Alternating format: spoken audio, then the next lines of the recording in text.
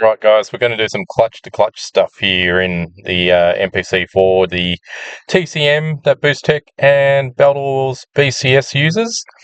So, this is an AC60, just trying to show you the differences, like when we engage gears and whatnot. So I'll just flick over and show you what we're looking at here. This erratic engagement of the input is what we're going to try and clean up. So that's a neutral to first shift. So on equalization end current, let's just put something higher just to see what happens. Whoa, still not good, but let's just quickly pause this. So at least it's happening in the middle of the shift, but something ain't right here, right? So this erratic input shaft speed is what we're going to try and clean up now. So I'm going to have a tinker with what I think is wrong. So by dropping this down to say like 58 as a percentage end current before going to full engagement. Ooh, look at that. Nice and cleaner. I wouldn't say perfect, but cleaner. So if we drop that down to 54 and say the initial current at 50%, excuse me, you can see that is what we pretty much want, and it's happening towards the end of the shift. Oh, sorry, the allocated time, or sorry, the end point of the equalization end current. So we sort of want to move it a little bit more to the left there, and by that, what I mean by that is this equalization period here. You can see when we get this drop in the input shaft speed, it's still happening quite late, and it's fully engaging, of course, when we go to the end current.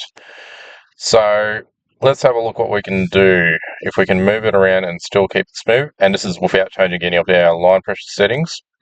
So if we started off maybe say at 52, just go back into neutral, back into drive. Ooh, like butter almost. I do like a positive shift, so I'm a little bit different to some guys, but I want to know that I'm in gear. So that's pretty good there. Let's just have a look at reverse now. And that's like butter too. But say if we wanted to make that a little bit more aggressive, we could either shorten up the time. So this is the on clutch equalization time for the neutral to reverse. If we drop that down to say half a second instead of 3/4, see what the effect is. Oh, yuck. See what happened there? Oops.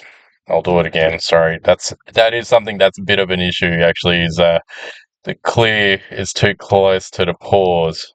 So let's have a look here.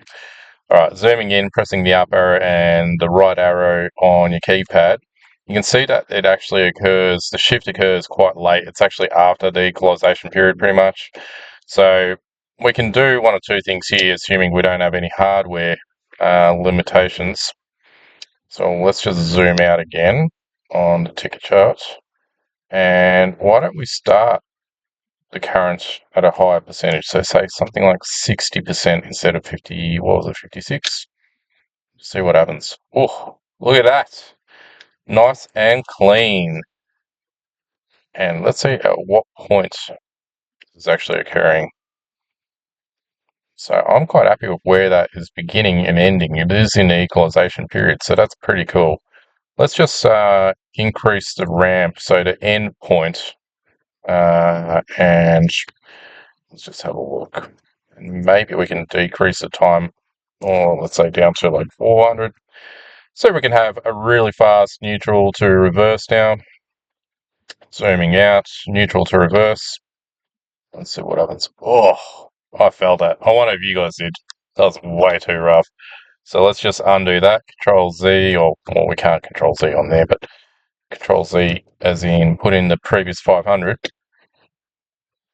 Oh, it's still just a little bit too firm. So from what we got here, we probably want half a second or more, but we want to change this back to somewhere that's a little bit more comfortable. So change the endpoint.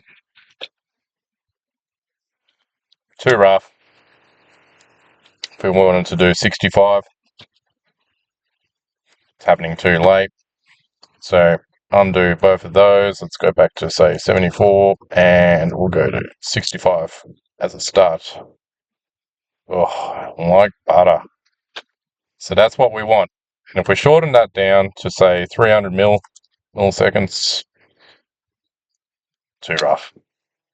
So that's giving you an idea of what changing the ramp, as you can see here, compared to here, what effect it is having.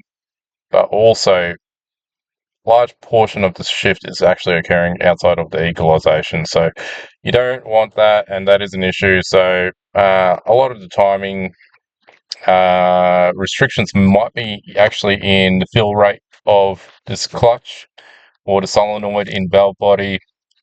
Just I don't know enough about where the channel or the channeling and fluid pressure goes for this shift, but I can probably assume that it just needs a bit of time before the full effect of the shift is possible.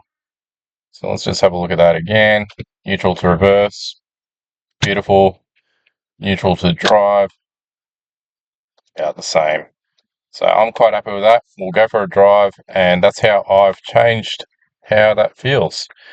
Just for a little bit of a side note, if we go in and have a look at our line pressures, so post samples like after the start of the shift has occurred, so you can say during the shift.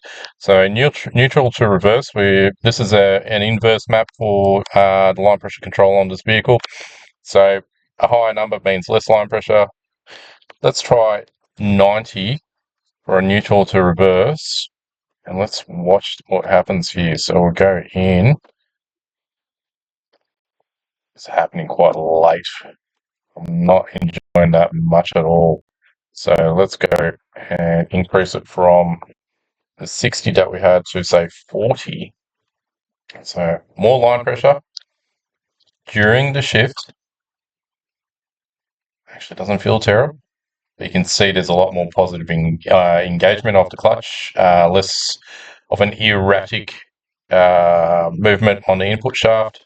So might be where you want it, but that just shows you the effects of what line pressure can have. It is quite firm in the vehicle. Let's go back to 60. And that feels nice. Really like that. So we'll keep it and we'll move on to the next section.